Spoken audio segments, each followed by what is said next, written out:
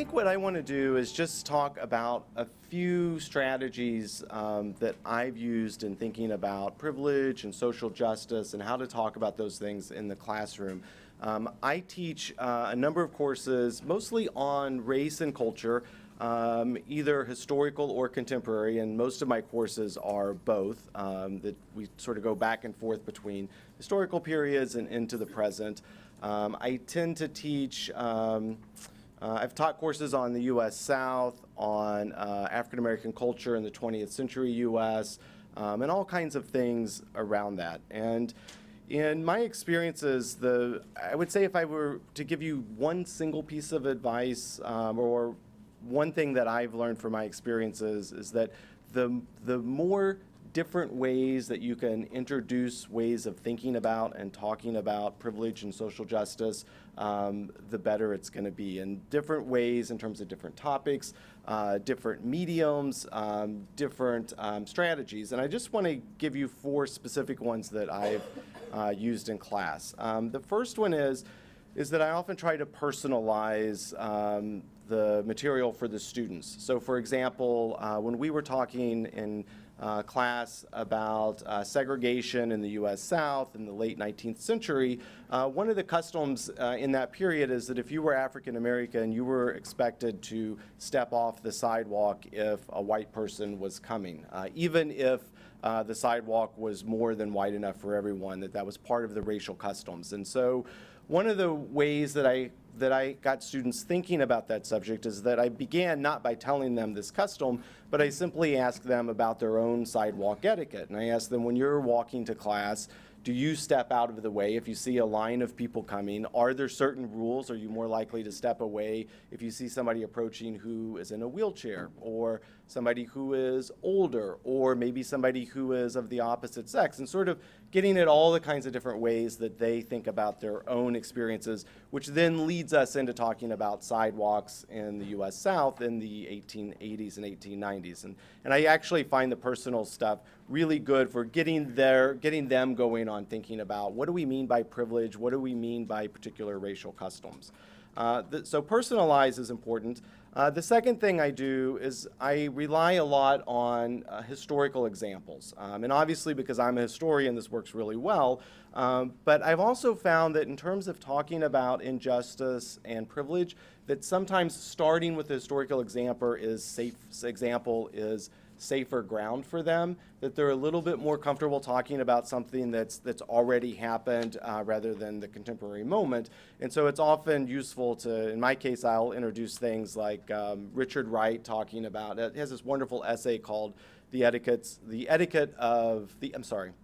Ethics of Living Jim Crow, in which he talks about race in his daily experiences. We will often start by talking about his experiences in the 1920s and 1930s. I'll get them to think about these daily spaces, and then it's important to then make that connection and get them to think about, so how are his experiences similar or different from the contemporary moment? So the historical example is really good, but I also like to make that connection so that they don't simply think, oh wow, this was really horrible and we used to be really racist and sexist in the past, and I want them to make that connection if they know that we're also talking about connections from the past and the present. The third thing that I like to do that's just kind of related is to bring in current events. And it happens every semester. I teach this large lecture course on the U.S. South, and every semester there's something that happens in the South that's related to race, that's usually controversial. It maybe involves Paula Deen, or maybe it actually has involved her a couple of different times. For example, the University of Oklahoma fraternity members on the bus who were using racial epitaphs that was caught on video. That anytime those moments come up, those are really, really great opportunities in the classroom to talk about them and to ask the students what their reactions are to these various moments, and to get them thinking through it. That it's less about me trying to say, well, this is what I think happened, and it's much more about using the current events to say, well, how did you react to that, and getting the students to talk about it. And you'll get a range of perspectives, and often those are the healthiest conversations, is when you get multiple people talking about different readings of current events related to privilege, related to social justice. And the fourth one is that I like to use lots of different mediums. So I'll use a lot of things in which I'm having them read other people talk about these experiences. I use a lot of photographs. For example, probably most of you have seen the photographs of water fountains in which one says white and one says colored.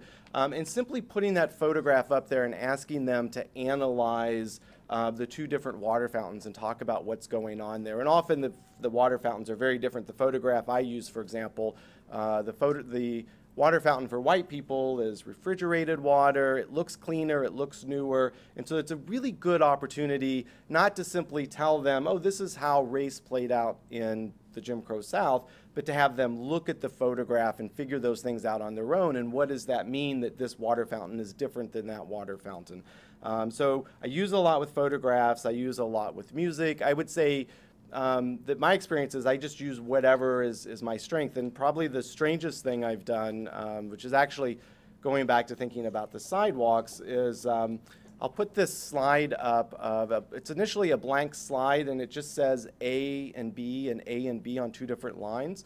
And then as I click through it one step at a time, I show the students this arrow that moves from point A to point B, and it goes all the way across the screen. It's actually very easy to do this on both PowerPoint and Keynote. So the top line, the arrow goes all the way from point A to point B.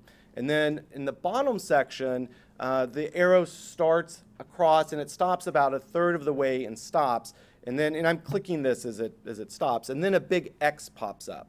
And then the arrow drops off down to behind the X, and there's a little note that says wait, and then I click again, and the arrow goes back up, and then it continues, and it goes through these 3 different iterations. I should have brought up a slide because I know this sounds crazy.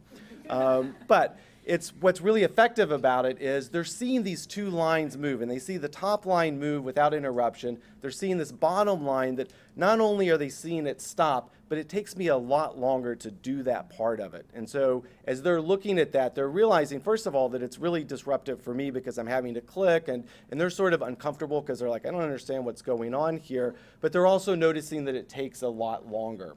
And so I use that to then talk about the sidewalks and say, so if you are a white person in the Jim Crow South and you're walking down the sidewalks, you can move smoothly from point A to point B without ever really having to think about it.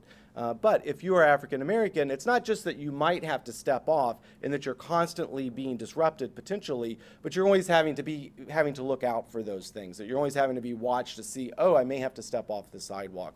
And so it's a visual way to think about privilege. It's a visual way to think about racial differences, how those things play out. And I think all of the things that I do, I think to sort of put a conclusion on this, all of the things that I do, whether it's thinking about personalizing it or historical examples or contemporary moments or using lots of different mediums, everything I do is to get them talking about it, that it's much less about me telling them about privilege and showing them how it plays out and getting them to think through it on their own, and especially to be able to think through it being exposed to a whole bunch of different perspectives, including perspectives from other students, but also from historical figures and from whatever crazy slides or visuals that I put up.